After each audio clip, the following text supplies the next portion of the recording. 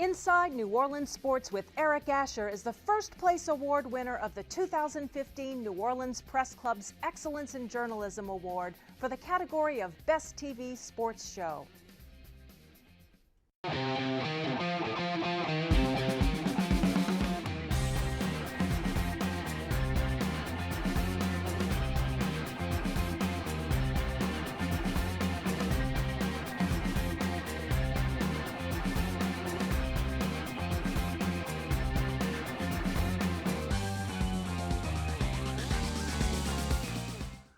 Good evening, New Orleans, and welcome to Inside New Orleans Sports. I'm your host, Eric Asher. Over the next hour, we're going to cover a lot of ground. We're going to talk a little bit about the New Orleans Saints. We'll talk about the draft. We'll get into the Zurich Classic. We'll also discuss college baseball. It's going to be a well-rounded show. We'll get into Dell Demps and the New Orleans Pelicans, and we got a great panel to break it down for you tonight on draft night. Jude Young of SportsNola.com, WGSO Radio, also Coach Rick Gaille of SportsNola.com, WGSO Radio, and WHNO-TV. Gentlemen, welcome to the show. Thanks so much for joining us as always. Great panel to have on this night where we're going to cover a lot of different sports. You guys can do it. Appreciate it. Jude, we always like to start off letting folks know a little bit about what you're involved in.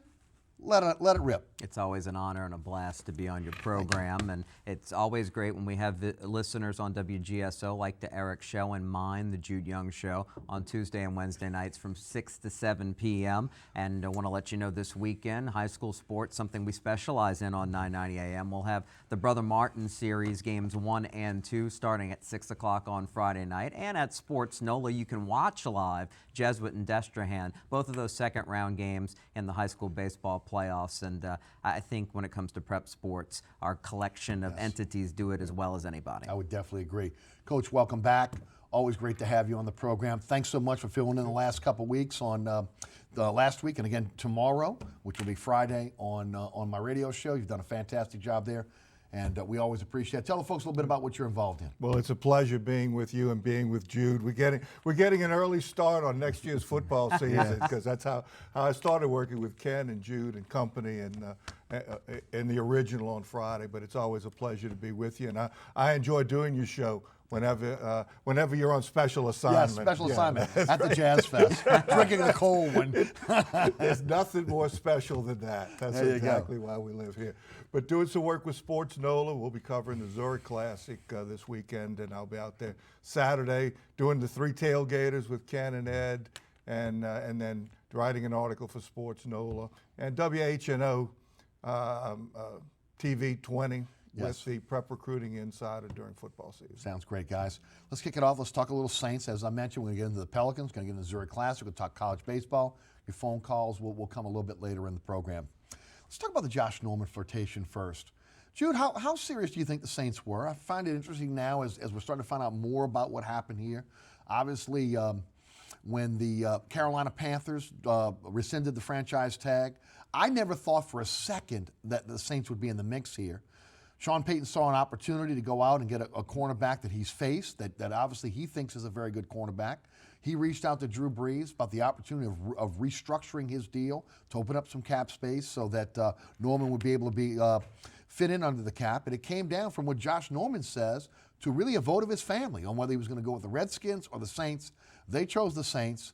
How serious do you think this flirtation was? Well, I think it was very serious because I think Josh Norman probably has a great deal of respect for Sean Payton, having faced the Saints offense 2 times this season in his NFL career, and certainly Sean Payton was serious. I've said before, when you think about what the Saints organizational chart as far as leadership goes, I don't care where Sean Payton is on it. If Sean Payton wants a player, then he moves to the top of the chain, and this was a situation where Sean Payton says, I face this guy 2 times a year and we have a chance to put him on our football team, I'd love to do it. Maybe they got in a little too late. I think if they would have had more time based on what sounds like the timing of it. Remember, Norman, by the time this news came out, was already meeting with the Redskins, and I think it was just a matter of he had already been won over. But it goes to show you the respect that Payton has around the league, and it still makes New Orleans a destination despite back-to-back losing seasons. People still think, as far as elite players in the league, that this team can win. So that's the really good news from it. And we know the Saints will have more money to spend in upcoming seasons. The cap opens up a little bit more for them, well, a lot more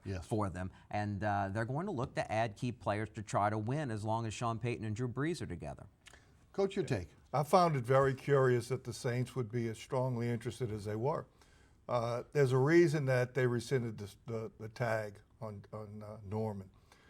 There's something more there than meets the eye. Used to be that wide receivers were the divas in the league. Well, guess what? It's the defensive backs now that have become the divas. And you just don't let a really good corner go like Carolina did unless there's another reason. So I was a bit surprised, almost the Saints reverting back to the same things that got them into trouble with the salary cap to begin with. But just as importantly, it shows why it is important that they did not let this Drew Brees contract drag out. When you look at the New England Patriots and what they're able to do and how they've trumped the league, Brady's only going to make $1 million next year, by the way. So it's only going to cost him $250,000 if he's got to sit out the 4 games, because they're one step ahead of the league in redoing the contract. But they're the example of how to do it. Oh, we're getting it done, and then an opportunity presents itself, and now you got to hurry up and try to get it done. Poor planning on the Saints' part. So I'm looked at it in those 2 areas, very curious why they would be interested. What is the problem with Josh Norman that Carolina would let him go? And number 2, why haven't they gotten the Brees thing done? Because now they would have had the flexibility to outbid the Redskins, which is what they would have to do. And when Daniel Snyder decides to go after a free agent, they brought the mother in and, on the trip as well. And so that organization is tough to outbid. Well, let's stay with that for a moment. Let's stay with Drew Brees for a moment, because Mickey Loomis pointed out in his press conference that, look, we weren't trying a renegotiation or restructuring is different than a renegotiation of a contract, and they would have the ability to restructure the $30 million cap figure to be able to open up some space to bring in a Josh Norman. The renegotiation is more of a long-term deal. But I think Coach makes some valid points here. You know, this dragging on of the contract situation, in my opinion, has hurt them in free agency. They might have been more of a player in free agency for one of the top players, or maybe at the defensive line position, maybe a guard, which you really would like to have a veteran player in place there, if that contract would have been renegotiated.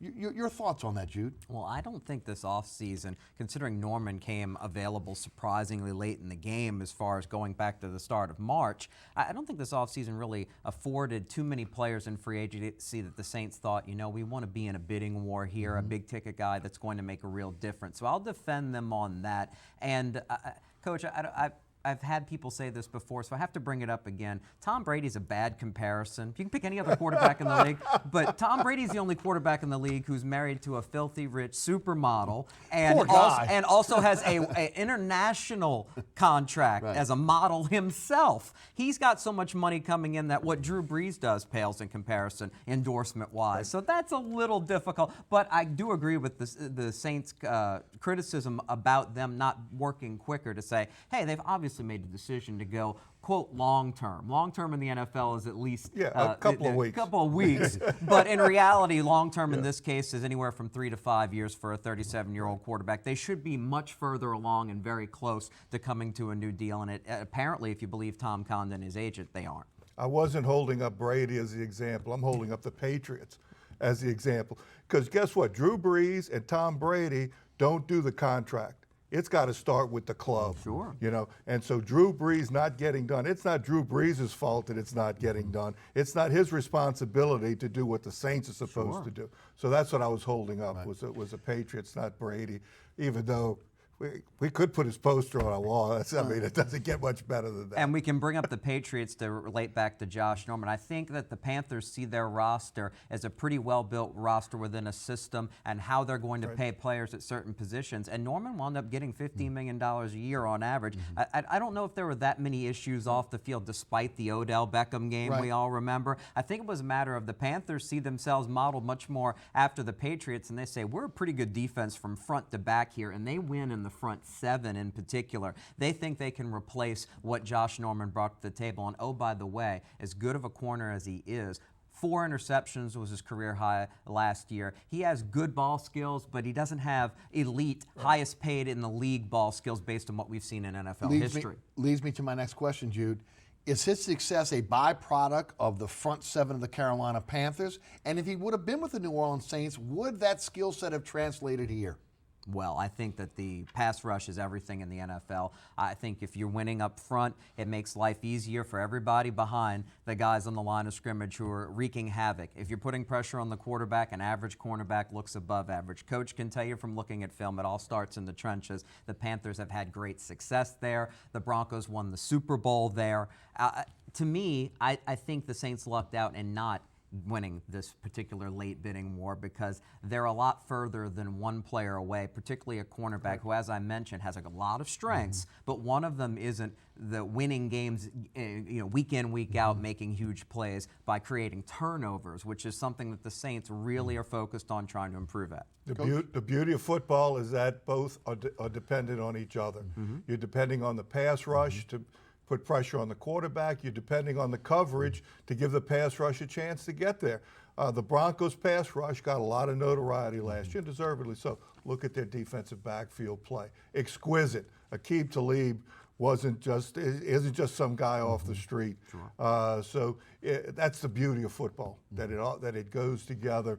It certainly does start with the front, but Norman would have been much less effective here in New Orleans than he was in Carolina. Which again is a bridge to our next question. And Coach, I'll take you first.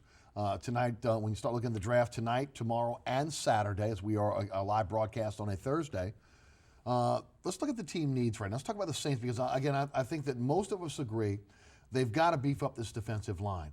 If you were in that draft room right now, what would you be looking at? What would you be counseling the Saints on the direction they should go? Well, the Saints are fortunate in the sense that there's so many holes that there's a lot of opportunities, and they don't have to be tremendously position specific, that other than center, quarterback, running back, and offensive tackle, perhaps middle linebacker, they could take the best player that's available. I think we're fortunate, and the Saints are fortunate in this draft, that the areas of greatest need are the areas of the greatest depth.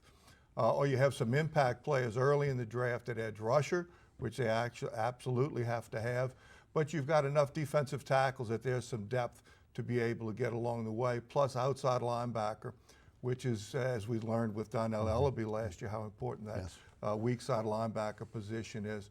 So there's plenty of opportunities for the Saints, and if the player that they want is not available when they get to 12, I think there's going to be plenty of opportunities to even trade back with teams that are going to want to move up into that, because especially at the defensive tackle position, which is an area of critical need, there's plenty of depth at that particular position. Jude? I don't think the Saints want to get caught in what happened last year, which is why I think they're going to be much more open to trading back if the scenario Rick just pointed out were to happen. Being stuck with Andrus Peat, not that he may not wind up being a fine player and a long-time starter for this team, being stuck with him the way the board fell and them taking their best player available did not really help them as much as a lot of the other picks in that draft did, and as much as you want to do for your football team in the first round. You want to take the best player available at a position of need, and that was not a position of need. I don't think the Saints want to get caught there again. Rick mentions the depth in the draft at places like we certainly see defensive line, both tackle, especially tackle, and there's some good edge rushers in this draft. It's another reason why if you trade back and can come up with one or two more top 100 picks in this draft, you can improve this football team and then look at other needs in the mid to late rounds where you can use help, developmental wide receiver. I think offensive guard has to be a target. They need more competition there with somebody who can come in as a more well-rounded player than the players they currently have on the roster. It would behoove them to trade back and add those picks unless they're in love with somebody who's a true difference maker who slips to number 12, and then they'll be asking themselves the question, why did this guy we have rated in the top 5, 6 players, why did he slip to number 12? And there are a couple of players that fit the bill there. Right, and look, let's face it, a run on offensive players is something the Saints want to see, especially in this first round, right? Yes, quarterbacks, tackles, centers would be good, running backs. Every time, if Paxton Lynch gets picked in the top 10, everybody, I'm giving you permission to jump up and down and start high-fiving yourself, okay? And the same thing with running back, offensive tackle. If they have 3 offensive tackles picked in the top 10, a player of need is going to fall to the Saints. If Ezekiel gets drafted early, that's going to drop somebody down. And of course, the 2 desperation quarterback picks at 1 or 2 is knocking somebody down to the Saints. Right, which again, to me, it still blows my mind. It happens every single year. Teams reach that don't have, and how lucky are the New Orleans Saints to be able to have a franchise quarterback Yep. because everyone is searching for one, and we see almost the same teams every year or every couple of years trying to jump in the barrel once again to get another franchise quarterback. And it seems to blow up in their face each and every year. And then you see these guys, they kind of go a merry-go-round the league, and you find out they were never much better than backups, but yet they went in the top 5 of the draft. Exactly. It's absolutely ridiculous. Guys, defensive tackle, edge rusher, guard, wide receiver. Would you put safety in there as well at this point with Vinny Cincinnati being cut? No pun intended. I think it is a secondary need compared to the primary needs for the Saints. I would be surprised if they don't come up with a safety in the middle rounds, particularly somebody who could play if Jarvis Byrd has another injury, somebody who can be that center fielder. It's clearly valuable to the way the Saints want to play defense. They need a rangy playmaker back there. They don't have anybody on the roster that can approximate his ability. Even when Raphael Bush was there, that wasn't a player who had those type of skills. Even the Byrd you have now, who isn't the Byrd that you saw in Buffalo, who was an all-pro caliber player. So that's another area I think the Saints will look at. And hey, they may really value somebody as early as the second round that they'll pull the trigger there. Again, it all has to do with their particular draft board. Coach? You never have enough good defensive backs. That's almost 20% of your roster. Okay. You're going to have at least 10 defensive backs on your roster. So it's a significant amount of your players each week in the secondary. So you never have enough good ones there. Versatility on defense is huge right now. You can't just do one thing anymore or play one position. If you're an edge rusher, you've got to be able to play over the guard. Or if you're an edge rusher, you've got to be able to drop. If you're a defensive tackle, you've got to be able to sometimes play on the offensive tackle. You've got to play on the nose. If you're an outside linebacker, you've got to play inside in some defenses. You've got to play almost as a nickel or a dime back. So versatility on defense now is hugely important. You've got to draft players that aren't limited in both their mental and physical capabilities, and that you can be multiple and help confuse the offense by having multiple players, people with versatility on offense. Saints kind of went back to their roots last year. They had gotten away from what really made them successful, which was quality players on the field, but quality players in terms of character in the locker room. With that said, there are a few players out there that you just graded them simply on their football ability. They are top 5 players.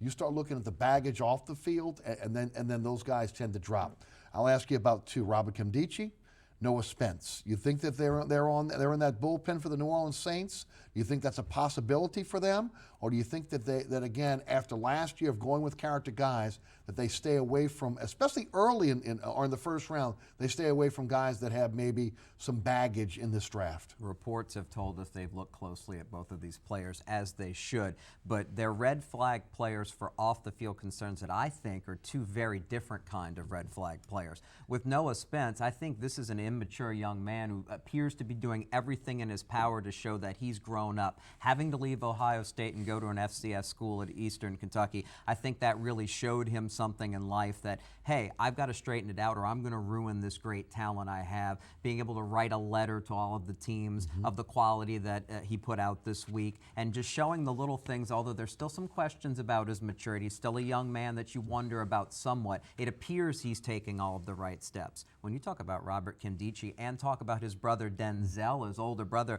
their issues off the field are concerning to the level of guys who could embarrass your organization, guys that you don't know if they're mentally stable. I don't believe that I would take Robert Nkemdiche, I would even consider him maybe until the 3rd round, and it wouldn't surprise me if the Saints and many other teams have him off their board entirely. That's how big of a risk he is despite his talent. Coach, when you put together a team, how big was character in that locker room? And then if you would kind of piggyback and talk about those particular players. Yeah, I liked players with character, not necessarily characters. And that's a very good point. Nkemdiche not only has the off-the-field issues, but he's inconsistent in his effort, and that's inexcusable. A Shaq Lawson gets by and is going to be a high draft choice purely because of effort, that he gives tremendous effort, like a Joey Bosa, same thing. Tremendous effort, high motor all the time. Nkemdiche, against good teams, played hard. Against mediocre teams, played mediocre. Against bad teams, played badly. And that's a habit. You can't coach that. On the other hand, Noah Spence may have sunk down low enough that he knows where rock bottom is. And he's, once again, his issues were not with narcotics either. Right. You know, so you talk about psychological dependence on those, on the things that he was doing. So you've got a chance there, and his motor is not questioned. His effort and the way that he plays, that is without question. So Spence could be worth an effort, but in the NFL, everything is always finished with, comma, at what price. Right. And where it is in the draft. First round, terrible pick. Third round could be a value. Of course, Spence was involved in ecstasy, Molly. He had professed his enjoyment of that particular substance, but has given NFL teams 20 clean drug tests that he's been involved in. Now, that doesn't mean beans when you start talking about once you get millions of dollars and you sign the contract. And but here in New Orleans. And in a party city like New Orleans. But we'll see. Nobody can dispute his talent. Right. It is simply what, as a young college kid, what he was doing there, and can he overcome that? Let me ask about Miles Jack and Jalen Smith, because those are two guys that would be top 5 players if they didn't have the knee injuries they're dealing with right now. Jude, your thoughts on those players and rolling the dice? Look, I don't think they're first-round guys now, but they could be third round because of the injury. Smith may be a guy that, Miles Jack may be a guy that may go a little higher. Jalen Smith looks like he's got some real problems here. When you look at their talent, my gosh, tremendous amount of talent. What do you think about the possibility of the Saints maybe taking a flyer on a player that comes in injured? Man, they've rolled the dice in the past, and it's come up snake eyes for them when they go after injured players. A healthy Miles Jack, by all accounts, is the best athlete in this draft. And he is a great football player, too. He was doing it on both sides of the ball. They wanted to put the ball in his hands at UCLA. But what he can do is he can roam the field in your front seven and play a variety of different roles and be a great playmaker if he's healthy. But a degenerative meniscus issue is something that's different from when you look at Smith and him having 2 ligament tears. You worry about that moving forward. You worry about losing him for his first year and having to essentially redshirt him. But you know you've got a good shot of having a good player if you're willing to give up a draft pick for a guy who's not going to play for you right away. Jack's a different animal. They don't know how long his knee's going to hold up. I know Coach has some thoughts on what level of risk you're willing to take there, and I tend to agree with him. But with Jack, we haven't seen his medicals and we don't know. But when the player himself says microfracture surgery is in my future, yes, I think, first of all, he needs a better PR guy. Whatever his people are doing around him, they're not doing a very good job. Maybe they were fired from the Trump campaign. I don't know. But you've got to be a lot smarter than that, and it's going to cost him some money, I think, this week. Yeah, I definitely do as well. Yeah, Jalen Smith, once again, at what price? Yeah. Because that's a nerve degeneration problem, drop foot syndrome. So we saw in the Peyton Manning thing how long it can take for a nerve to regenerate, because that was completely a nerve situation with Peyton Manning. And now we're talking about a motor when you get right down to it with that. But once again, if the Saints can pick an impact player early in that first pick, an impact player, now in a third round you could take a chance on somebody. If it's somebody that they settle for, and they know the difference, if it's somebody you're settling for in the first round, then you've got to get a person in the second and third round that can play right now and be contributors right now. So that first pick is going to influence what they're able to do in 2 or 3. On the Miles Jack situation, I don't have enough confidence in the Saints and the Pelicans medical staff right now to give us an accurate diagnosis, because just microfracture and microdiscectomy, I go, oops, that doesn't sound good to me, and I'm not certain if this medical staff can give us an accurate evaluation. You're watching Inside New Orleans Sports each and every Thursday night with our live broadcast right here on WLAE-TV. We have a rebroadcast every Friday night, 10 p.m. on WLAE-TV and on Pelican Sports Television in the New Orleans, Baton Rouge, and Lafayette markets, 9 p.m. every Friday night. Jude Young of SportsNola.com, Coach Rick Gaille of SportsNola.com. Both guys are on 990 AM WGSO as well. They're our guests tonight. We'll come right back. We're going to switch to the Pelicans, talk to Zurich about the Zurich Classic. We'll open up the phone lines about 20 minutes till. And we'll get your thoughts on the draft and anything in the world of sports. All that coming up next here on Inside New Orleans Sports. Don't go anywhere.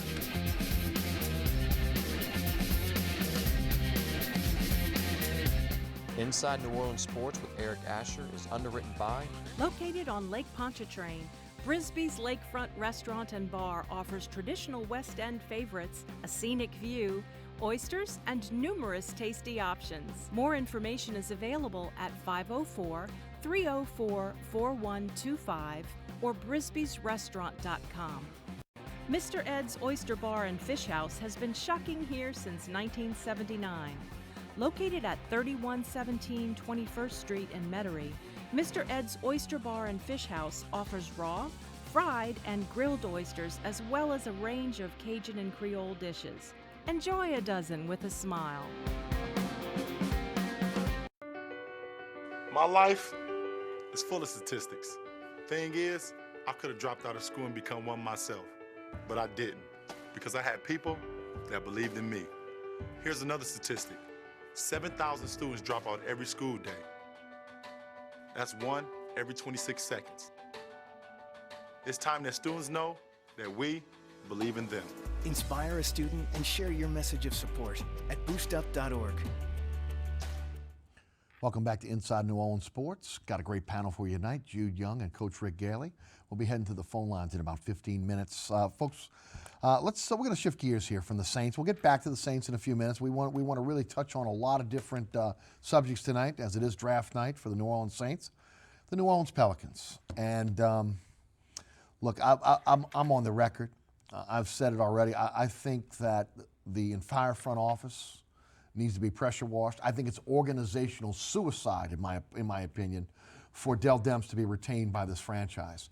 But yet there were reports. John Reed of the New Orleans Times-Picayune, he reported on Saturday that Dell Demps would be retained by the club. Lo and behold, by Monday, when he was supposed to do a year-end press conference, that was called off indefinitely. Which direction this team is going is unknown. Meanwhile, good coaches continue to come off the board. Top general managers are having flirtation with other teams. And the Pelicans look like that they are what they are, honestly, the stepchild to the New Orleans Saints. And maybe, as my good friend Fletcher Mackless said, maybe they've taken even a step back behind the Benson stables at this point. And that's not a good thing when you've moved from behind the Saints to behind the horses. Okay? So with that said, I just don't know how they are going to get fans enthusiastic about basketball, even with a superstar like Anthony Davis on this team, unless they prove to the fan base they are willing to make organizational changes that can put this team into another realm. Jude, I'll take you first. I got to tell you, I was at the Jazz Fest when I went into the phone in one of the breaks, looked at it, saw that Dell Demps was returning, and I just went, you got to be kidding me. Now we find out that maybe the organization, maybe social media, maybe whatever it was, they've taken a step back here. Your thoughts, first of all, your thoughts on the direction of the team, your thoughts on whether Dell Demps should retain, your thoughts on whether he will be retained. I want to apologize to New Orleans in advance for this, but I think it's safe to say that there's more stable involved with Tom Benson's horses than with the Pelicans basketball operation. Look, let's be honest about this. We know that Dell Demps' time should be up. Behind the scenes, that should be common knowledge on airline, but apparently it's not, because there have to be competing forces behind the scenes, and I think a big factor in it is that a lot of people that work there like Alvin Gentry. They like him as a person. They look at his track record as a coach and they don't see a lot of success, but they see somebody that when he's the best team he had was very good in Phoenix. And he hasn't had a lot of great teams to coach, and he certainly doesn't have one here in New Orleans right now. And I think there's belief that he deserves more time. And if you're the one who's doing the accounting for the organization, you realize you just signed a coach to a long-term deal and you're going to boot him after 1 year. That's going to cost you some money. I don't think they want to do that, but the question is, and it's hard to go in this order, are you going to hire a GM, a director of basketball operations, to inherit a coach? And what person who's got experience, who has the background that you want to come in there and try to clean things up, would agree to something like that? I think there's competing forces behind the scenes here trying to decide the right direction they go in.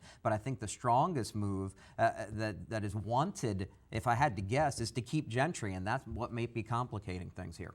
Yeah, I'm just hoping there are some kind of forces, period, because sometimes I'm seeing nothing but inertia. and I'm not an equestrian, but I know you don't want to be behind a horse. Well, I knew that. Now, look, I only hang out at the fairgrounds during Jazz Fest, but I don't want to be behind a horse. You don't either. want to be behind a horse. Yeah, I've been in enough Mardi Gras parades. I know you don't want to be behind There's those an horses. easier way to get a lucky horseshoe is what we're trying to say. Exactly right. 6 years in a win business, in a business that is judged by victories, is long enough to tell whether somebody can do the job or not. That's a plenty of an adequate sample. And as the expression is, if you keep doing what you've always done, you're going to get what you've always had. And Dell Demps has shown that he is not capable of doing the job. I mean, I don't care how good a person that he is, and he is, by all indications, a wonderful person and sounds knowledgeable of what he's doing. But the results are not there.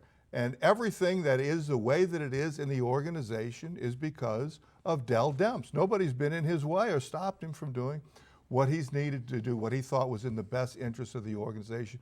I understand giving Alvin Gentry every opportunity, because this was not a fair sample on his part, even though Monty Williams still should be here. I've believed that all along. It was a lateral move at best. You had one coach that was rising, was getting better at his craft each and every year, and another coach is more set in his ways. But Alvin Gentry deserves every opportunity. But there's nothing, and going even back to the medical staff for that matter, there's nothing in upper administration of the Pelicans that shows me that I could have any confidence in them at all. And this situation requires patience. And the one thing we've seen from Dell Demps when it comes to letting guys develop, he's not patient. He wants to move and shake and grab proven young veterans who may not fit together. That's been the problem in New Orleans, and the injury situation, which is a whole different conversation that you may not even really be able to blame Demps for any of it. But that just tells you the problems they have behind the scenes right now. When it comes to Demps, I don't trust him. I defended him for a long time.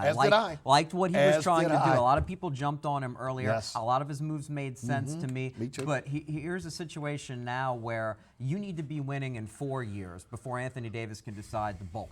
So get it right over the next 4 years. You should be patient at this point, because there's no quick fix out there. And what Pelicans fans should be afraid of is that Dell Demps, if he stays, is going to try to find a quick fix that doesn't exist. Both you gentlemen are level-headed, and I'll ask you just an honest and specific question. When you look at the organizational chart of the Pelicans, when you look at the organizational chart of the New Orleans Saints, and even now, again, with the flirtation with racehorsing, with racehorses and horse racing, am I being unfair to call the Pelicans the stepchild of the New Orleans Saints at this point? When you look at again the having to wait till after the draft, to maybe now having to wait till after the Triple Crown is up before an organization can make a decision, the splitting of duties of individuals that are in part of the hierarchy of this team. I mean, in my opinion, I've said it before, there need to be separate organizations under one umbrella, not organizations that are sharing general manager or sharing staff. And I think that's been a failed experiment for this organization. You can share in certain areas. You can share in marketing. You can have Dennis Lauscha up top overseeing everything like a CEO. That's fine. But when it comes to basketball operations, it needs to be completely separate. And the problem with this organization is the Saints were there first. And all of the employees, whether they're locals that worked into the organization or were football people that wound up coming here and staying, they're football people. New Orleans is a football town. All they know is the Saints. There's no question at this point. Go hire somebody who's been in basketball, who knows the game, and give him latitude to completely rebuild the front office. This should be a no-brainer no matter what you do with the coach, because at least he's a basketball person. That much you know. We don't know behind the scenes how much say people like Mickey Loomis have, and really, I'm willing to guess that he doesn't want the say that he has. I think he'd rather just run the football team. Well, when they made the move from Jeff Bauer to Dell Demps, I thought they were supposed to be bringing basketball into the 21st century. That's what I remember. I was just transitioning from like a real job to this when that was going on. But that was supposed to be the situation at that particular time. So yeah, two sports completely different. There's some things you may be able to share. I think you're exactly right there. But the sports are much different enough that you have to be autonomous in your decision making. If that has indeed not been the case, then the organization as a whole is too cumbersome. Has Dell Demps actually been handcuffed in what he's supposed to do or not? You know, we're not privy to that. I think he's had the opportunity, though, to do pretty much what he wants. Well, and again, to me, they need to be separate organizations with the autonomy of both of those, or both of the heads of those organizations handling the day-to-day operations in terms of what's going to happen with the team. And the problem is, as you mentioned, Jude, and I've said this on the radio and TV show, they have a football mentality out there. They run the team like a football team, and I'm sorry, there's a different mentality to an NBA team. You get a shorter leash, there's a different salary cap, everything else that goes on, and you've got to be able to run them like separate entities, and I think that has retarded the progress of this team. And look, you're on the clock now, so to speak, with Anthony Davis. You don't turn it around soon, and Anthony Davis is going to be pushing his way out like Baron Davis did, like Chris Paul did. He's not going to be a happy camper if he loses $25 million this summer. So you've got to pacify him in some way. And that means, again, you've got to prove to him that you have a staff and an organization that is ready to win in the NBA. And right now, I just don't think they have that on Airline Drive. Let's shift gears to the Zurich Classic. Coach, I'll take you first as a former collegiate golfer. I've said it on my radio show. I'm not a huge golf aficionado, but I'm going to tell you right now, when I look at this field, this may be one of the best fields we've seen at the Zurich Classic since Katrina, and maybe since they moved to the TPC of Louisiana. You're absolutely right. And any PGA Tour event is one of the great events internationally, not just locally, not just in the United States, but internationally. A PGA Tour event, a regular PGA Tour event, that's the best field that's playing that particular week. And we have them here in New Orleans. And the place is easy to get to. You go to the Hilario Center, it's $15 a park, it's $27 a day for general admission, 17 and under gets in free, and you're on the same field, you're walking the same grounds as the greatest players in the world. Jason Day, the #1 player in the world, Ricky Fowler, the #5 player in the world. Just incredible, the amount of talent that's out there on the tour, and what a great event. And the next 2 days, the weather's supposed to be good. If it's raining in April, it must be Zurich Classic week. You know, that seems to be the trend, but there's going to be birdies flying around like crazy because in soft conditions, they're just throwing darts at the hole. It's going to be an exciting weekend. Great players, great venue, real easy to get to. Not enough people are conscious of that particular area of the city with the Hilario Center, with the TPC Louisiana, and NOLA Motorsports Park in that same area. That's getting to be quite a great area for sports. Learn where that is, become a regular. It is a great, great event.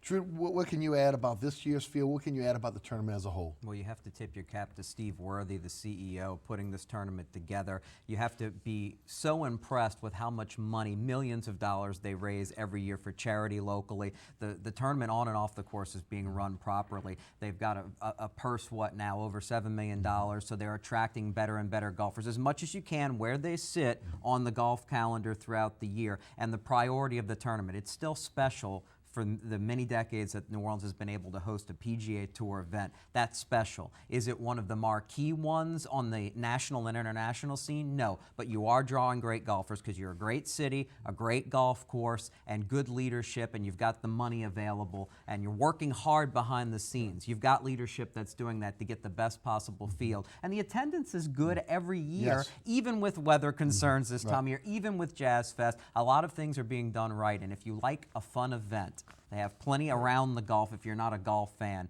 and you like great golf, either or, the Zurich has that to offer, and we certainly encourage people to go out there and at least sample it. And not just top players this year, which we're seeing more and more of the young top players that are coming here. We've always had an international flavor in terms of the Zurich Classic, but now local. I mean, again, you're seeing players from LSU, you're seeing players, from the Southeastern Conference that are playing here, and of course, it's always great to follow a local contingent when you're out at the golf course as well. Guys, what do you read into, if any, Zurich, the title sponsor of the golf tournament, giving $1 million to the City Park Golf Course? Is that a prerequisite to maybe seeing them moving that tournament when the championship course at City Park is completed?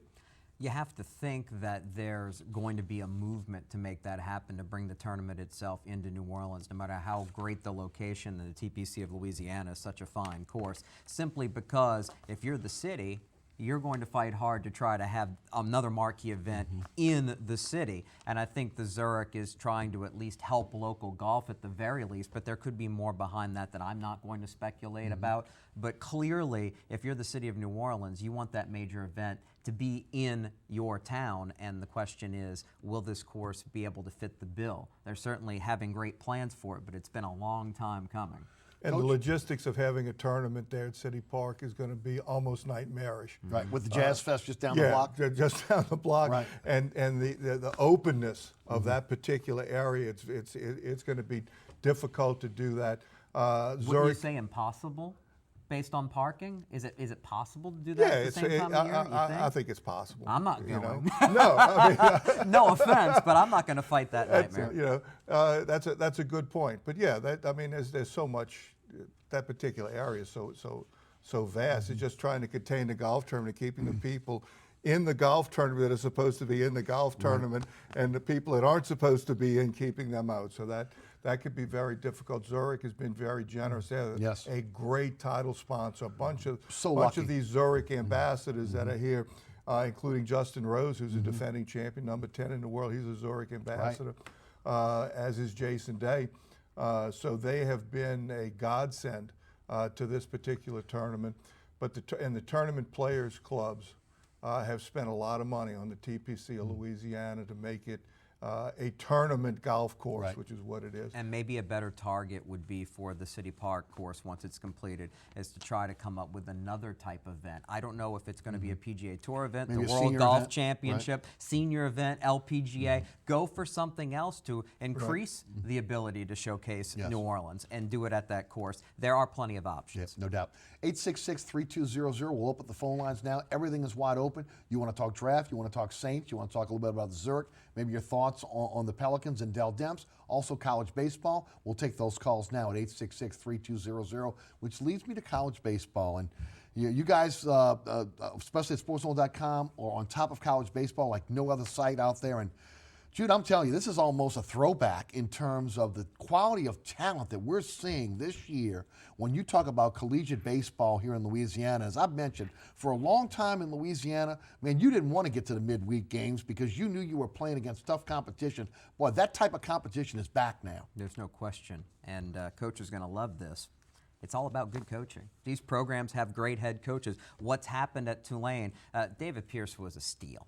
He was over at Sam Houston State, and everybody thought he was going to wait until the job opened up at Rice, where he was an assistant when they won the national championship, and they didn't think Tulane could get somebody, an up-and-comer of his quality. He knows how to coach at a school like Tulane. Because he was at Rice, it was a perfect fit, and he's got the ball rolling right away. They're a very good team this year. They went on pitching and timely hitting. They've got some power in their lineup, and they're fun to watch, and it's great to see Tulane back as a ranked program. Of course, with Paul Maneri and LSU as a powerhouse each and every year. And UNO with Blake Dean. What can you say about what he's done in his first year to be, 25-15 for a team that had won more than 14 games in the last 5 years? It's a remarkable story. That young man is on the rise. Southeastern, what's been going on with Tony Robichaux with the Raging Cajuns of ULL. So much good baseball in this state. It's our best college sport from top to bottom by far. But, Coach, it starts at the Little League, and it starts at the high school level, doesn't it? That's where we got some great coaching also. This might be the best baseball year, period. When you look at the number of really good prep teams, it's enjoyable to watch high school games right now because of the skill level. And not just because of the entertainment of the game, and that's carried over into the collegiate programs. 8 in the top 76 of RPIs in the state. And it's been that way since the very first day of the baseball season. This is something that we really need to enjoy because this is the best baseball I think we've ever had here from top to bottom. And this is a college baseball state, isn't it? I mean, it really is. I mean, you could talk about maybe having your favorite pro team, but people really get excited about college baseball in Louisiana. And they should, because you look at the track record of being able to compete for the highest possible honor you can to get to Omaha and try to win a College World Series. UNO was first to do it in '84, what Ron Maestri did there. Then Skip Bertman revolutionized LSU's program and college baseball with what he was able to accomplish. Rick Jones, what he built at Tulane and getting them to be the #1 team in the country, #1 seed in the College World Series. These programs believe they can win and win big. big like they can't in any other sports. And we can't say enough going back to the youth level across the state, every corner of the state that provides great college baseball players. It's not just producing kids who get drafted who have great natural talent. That we develop so many pitchers, not the kids who throw 90 plus, but the kids who can throw 86 to 88 and have multiple pitches they can count on and provide these Southland Conference programs, for example, that are up there in the RPI. They have good pitching. Yes. They don't have amazing talent. They have good talent, but they've been taught how to play the game the right way. Let's head to the phone lines, 866-3200. We thank the audience for their patience tonight. Ernie is in Slidell. Ernie, welcome to Inside New Orleans Sports. Yeah, hello, Eric. Ernie, thanks for calling tonight. This is what's been bugging me with the Saints. We never had a good place kicker for years. Right in our backyard, right here, you had Santos, the Lou Groza Award winner. They let him slide by, and he's over there, Kansas City kicking real good? And then they got a thing against the Saints. I mean, the LSU, you got Trey Turner, Carolina, All-Pro. You had Collins last year. They didn't look at him. Dallas signs him as free agent. He's a starter. What does the Saints need to do to look at LSU players? And they're not even mentioning Alexander this year. They mentioned these other guards they're looking at. I read the paper this morning. No LSU players are being mentioned for the Saints. Could you give me a reason why? Ernie, thank you for the phone call. Guys, I've talked about it on my show. You've talked about it on your show. Coach, you've talked about it on your shows. If the Saints would have just went after LSU and Southeastern Conference players on the defensive side of the ball, they'd be so much further along. But I think the fan base feels a little stung because they're not going after more local players. That's what this comes down to, because Ernie said some things that aren't true. Trust me, they looked at Lyle Collins last year. They've been mocked in many drafts for Debo Jones, the Jesuit and LSU product, around the third round if you follow so many mock drafts. And I'm sure they're considering him. I'm sure they're at a position of need because Vidal Alexander is going to play guard in the NFL. I think they have to be looking very closely at him to see if they fit that particular blocking scheme, which he may not, but that's a different matter. Trust me, the Saints are looking at everybody in Louisiana and their potential to help the football team. They're looking at everybody in Timbuktu if they can help the football team. It just hasn't worked out that way. And people don't complain when you win the Super Bowl and you win 11, 12 games a year. But when you're 7-9 a couple of years in a row, the complaints start to grow. How come you don't have local players? They're looking for local players. They're looking for the best players they can, and they're taking advantage of, they think, the connections that they have for having these programs like LSU and Tulane in their backyard. It just hasn't worked out. There's 31 other teams trying to get their hands on the best players possible, too. Coach, what can you add to that? I wish I could alleviate the conspiracy theory, but I don't know if I can. I can usually take both sides of every argument, but you have to try not to have somebody from LSU on your roster. Perhaps they're getting too much information, and they find ways to talk themselves out of LSU players, because it's just extremely curious why. It would seem that by accident somebody would stumble in from Baton I Rouge. love that point because it goes back to what we were talking about earlier with teams being desperate and trading up for quarterbacks. I don't think you'd see nearly many of these teams taking quarterbacks in the first and second pick that you have questions about, or trading up to try to acquire them if the draft weren't at the end of April or like it was in May a couple of years ago, and instead they would draft at the beginning of February and get it over with. I don't think teams would be able to talk them into such crazy moves, and maybe when it comes to local players and the Saints, talking themselves out of it. Yeah, very well. Coach, anything else you'd like to add? I think Debo Jones has certainly got to be in the mix, as well as Alexander as well, right? As At the well as guard position? Alexander, absolutely. Yeah. He certainly needs to be there because he's going to be available right where the Saints need him to be available. I want to ask you about inside baseball with that, inside football in this case. Does he fit the zone blocking direction the Saints are looking to go? You haven't seen enough of him at guard to know, but I think he's going to be a very good NFL guard. All you need is feet and hands to be able to zone block. Sign me up. I'll take $200 or $300 grand a year. You got the hands. I don't know about your feet. You might need a little bit more. You might need a little bit more size. Just a little bit more size. Maybe if you were my size, you might have a shot. That's right. He could play the position only if they coach him well enough. I can't even kick. Let's be honest. Go kick a touchdown. That's why we talk about it and not play it, right? Let's go to Greg in Houma. Greg, welcome to Inside New Orleans Sports. Hey, guys. Hey, I got two questions. what's your take on them bringing in Robert Meacham? Is that just a take on kicking the tires to see if he still got something? Or does it say something about the position? Does it say something there's not a person to replace Marcus Colston? And then the second question I have is, just for giggles, what happens if we don't sign Drew Brees, and what happens? How does that work? And I'll hang up and listen. Thanks for the call, Greg.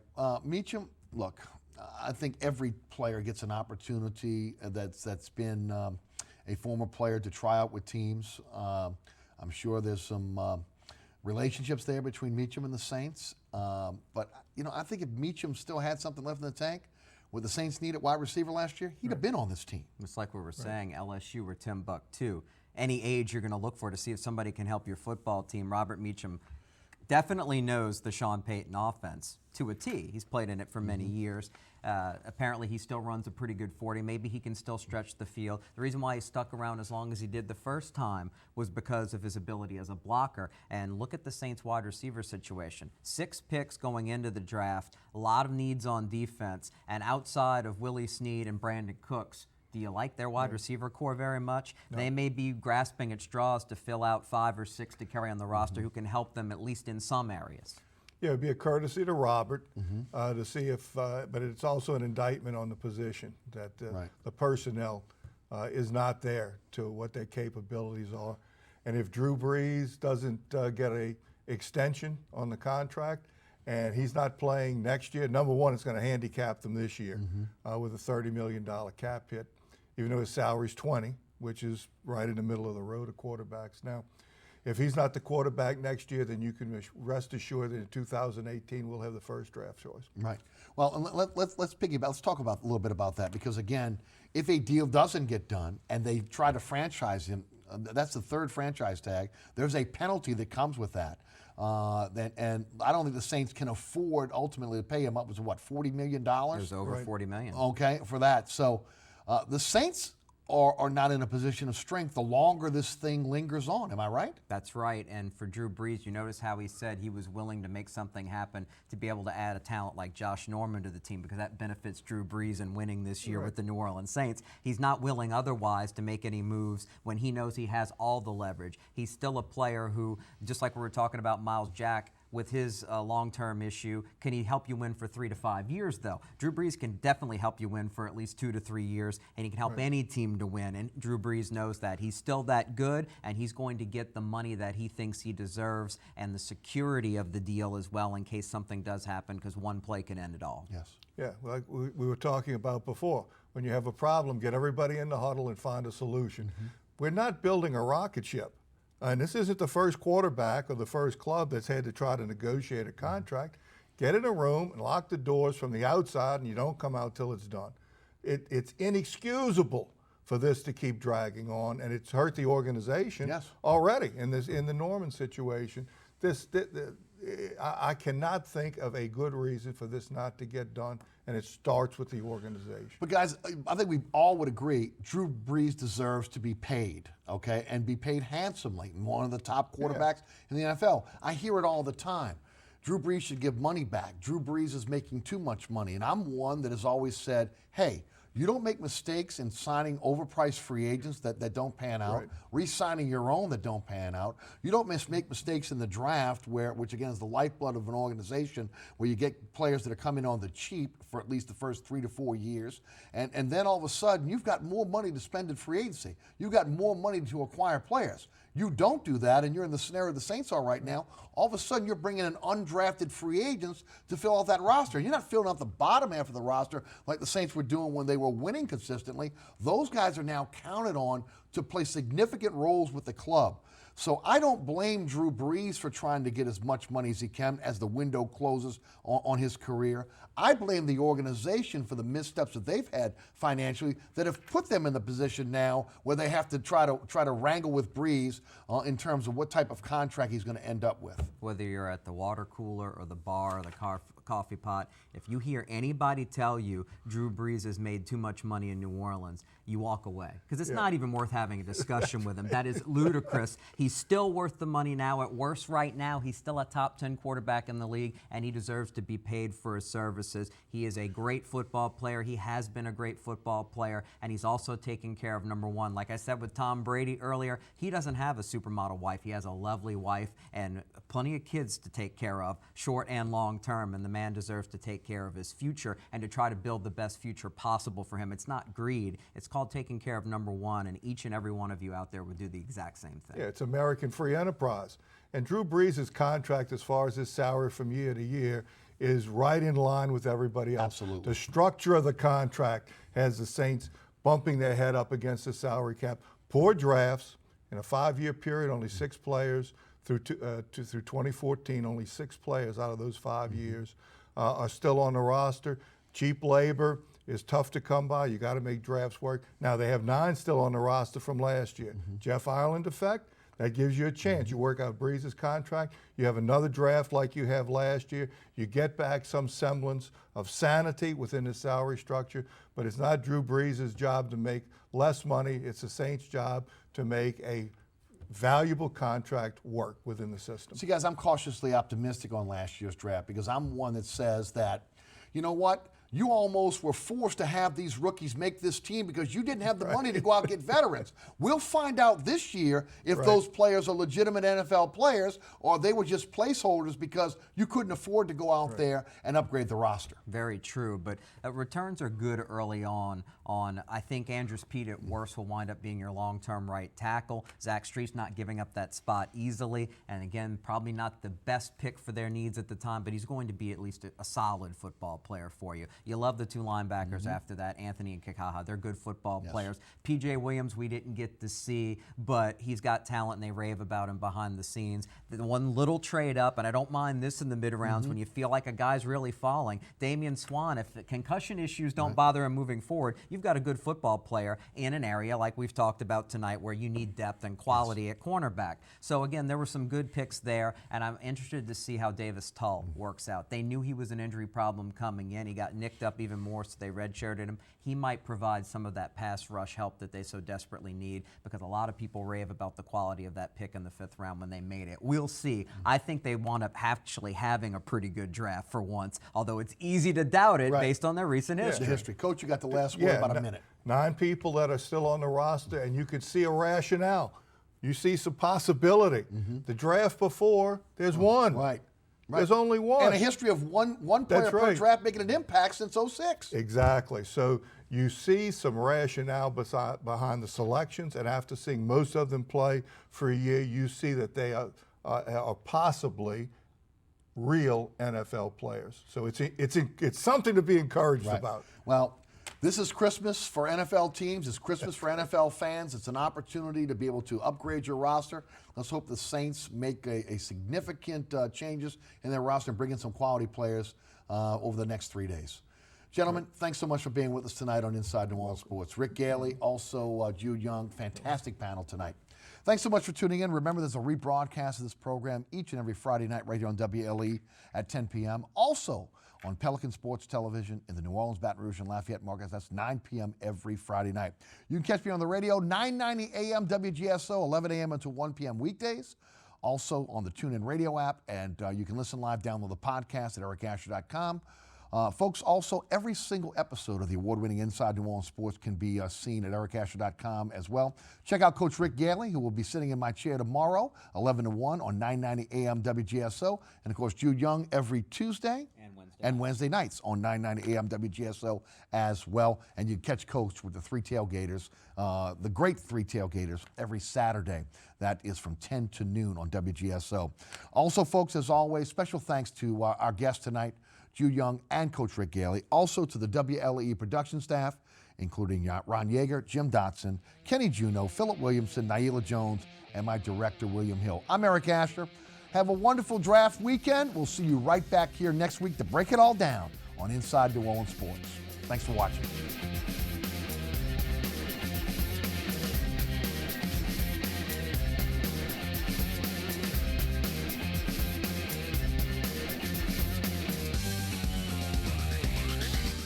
Inside New Orleans Sports with Eric Asher is the first place award winner of the 2015 New Orleans Press Club's Excellence in Journalism Award for the category of Best TV Sports Show.